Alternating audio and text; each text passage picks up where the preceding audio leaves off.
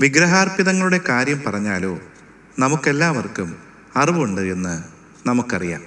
അറിവ് ജീർപ്പിക്കുന്നു, സ്നേഹമോ ആത്മീയ വർധന വരുത്തുന്നു. താൻ വല്ലതും അറിയുന്നു എന്ന് ഒരുത്തിന് തോന്നുന്നു എങ്കിൽ അറിയേണ്ടതുപോലെ അവൻ ഇന്നുവരെ ഒന്നും അറിഞ്ഞിട്ടില്ല. ഒരുത്തൻ ദൈവത്തെ സ്നേഹിക്കുന്നുവെങ്കിലോ അവനെ ദൈവം അറിഞ്ഞിരിക്കുന്നു.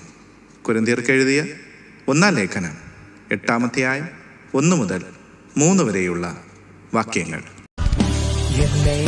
ജീവിക്കുന്നതിനാൽ ഞാനും എന്നേക്കും ജീവിക്കുക.